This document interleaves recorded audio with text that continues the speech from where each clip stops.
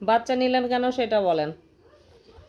মানুষের বাড়ি কাজ করে করে বাচ্চা নিলে কি পোষাবে? বাচ্চা মানুষ করতে পারবেন? পারবো।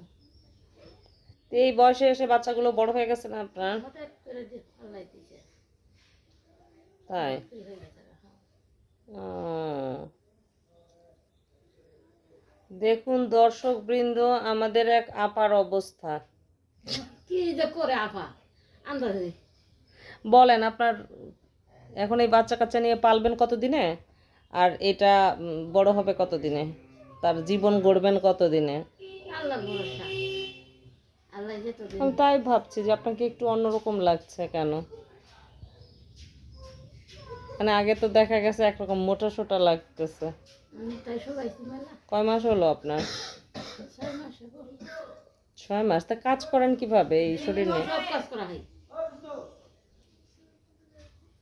সব কাজ করতে পারেন?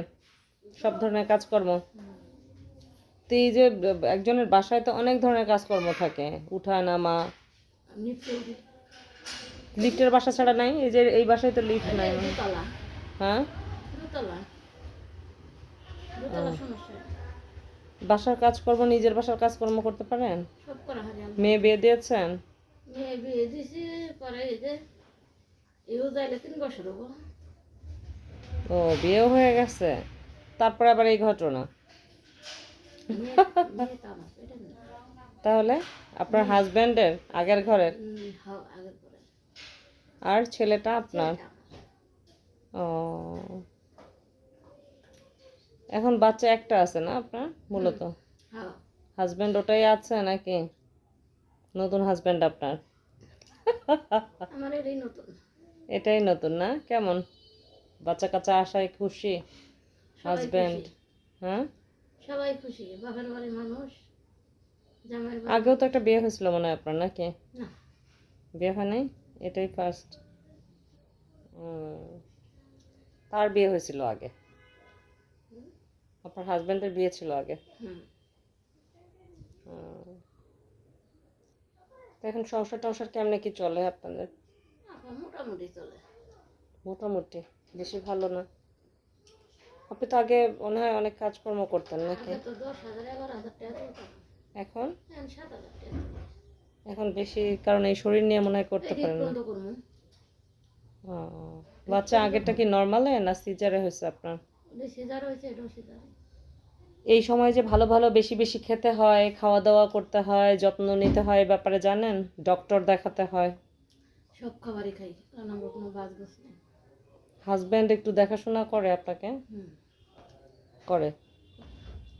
ছাড় টাড় দেয় সব দিক থেকে? হুম, আচ্ছা আচ্ছা। কারণ গরিব মানুষের জীবন তো বাংলাদেশের সামাজিক প্রেক্ষাপটে অনেক বেশি দুঃখজনক, বেদনাদায়ক।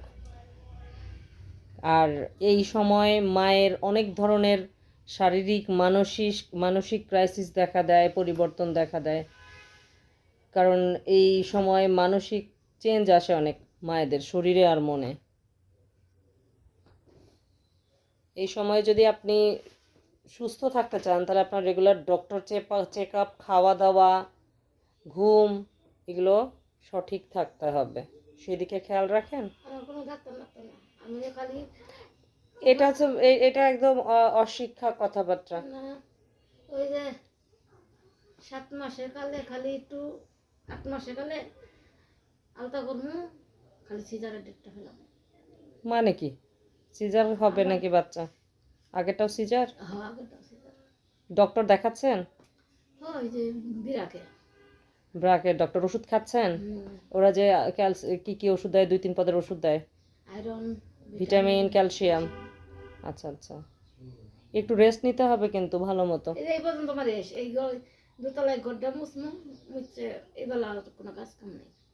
ও, কারণ এই প্রসূতি অবস্থায় একটা মায়ের অনেক রিস্ক থাকে, চোখ ঝাপসা দেয়, হাঁটা চলা করতে গেলে অনেক কিছু হয়। না, আল্লাহর আশীর্বাদে কাজ করে গরিব মানুষ যে এখনো পর্যন্ত আপনি কাজ করতেছেন, একটু টাকা পয়সা বেশি থাকলে তো আর এই পর্যায়ে করা লাগতো না। করা লাগতো না। হ্যাঁ, করা আপা, লাগতো না, এই কত যে আরাম পেতেন। কইতেন আজকে গরিব মানুষ বলেই আপনার এই রকম এইরকম কাজ করা হাল, লাগতেছে। দুঃখজনক হাল। হ্যাঁ, সেটাই। খুবই দুঃখজনক হাল। মানুষ কিছু মানুষ আছে বিছানা থেকে নামে না। তবে একটু হাঁটাচলা, একটু এক্সারসাইজ, একটু নড়াচড়া করা উচিত। থাকলেও কি এইভাবে কাজ করা আপনার তো এখন মোটেও শোভা পায় না। সব কাজ কাম করতেছি, ড্যামলি বেড়াইতেছি, খাইতেছি, আল্লাহর আশীর্বাদে কোনো নেই। এমনিতে সুস্থ আছেন সব দিক থেকে? সব দিক দিয়ে সব ধরনের খাবার খেতে পারেন? সব ধরনের খাবারই। ও, জায়গা ঘরটা মুছতে বসে যাবো না। ছেলে মেয়ে কিসের চিন্তা, ইচ্ছা, চাহিদা কোনটা? আল্লাহ আমারে যা দিব তাই খুশি। সুস্থভাবে দিক, সুস্থভাবে দেখ। ওইটাই দোয়া করি আপনার জন্য। আপনি যেন সুস্থ মতে দোয়া করি। বাচ্চা কাচ্চা হোক, সুস্থ থাকেন, ভালো থাকেন, এটাই চাওয়া। দোয়া করেন। হ্যাঁ, আপনাদের জন্য তো অনেক দোয়া আমার মন থেকে। আপনাদের জন্য, যেহেতু আপনারা অনেক সুযোগ সুবিধা বঞ্চিত, আমার পক্ষ থেকে অনেক বেশি দোয়া আপনাদের জন্য। ভালো থাকেন, দোয়া করলে আল্লাহ নম্বর হাজার হাজার সুন্দরভাবে যেন আপনার বাচ্চাটা পৃথিবীতে আসে। ঠিক আছে, ভালো থাকেন, শুভকামনা। সুধী দর্শকবৃন্দ, আমরা একটা গর্ভবতী মায়ের সাক্ষাৎকার নিলাম খুব সংক্ষিপ্ত আকারে। তবে আমাদের দেশের মানুষ খুব একটা সচেতন না অনেকের দিক থেকে। গরিব মানুষ যারা, তারা তো একেবারে অনেক কিছুই জানে না, অনেক কিছুই বোঝে না, কিভাবে টেক কেয়ার করতে হয় নিজেকে, কিভাবে কি করতে হয় এই ব্যাপারে কোনো আইডিয়া নেই। কিছুই করতে হয় সেগুলোর কোনো জানেই না, বোঝেই না। তো আসলে এই ব্যাপারে একটা প্রসূতি মায়েদেরকে নিয়ে তাদেরকে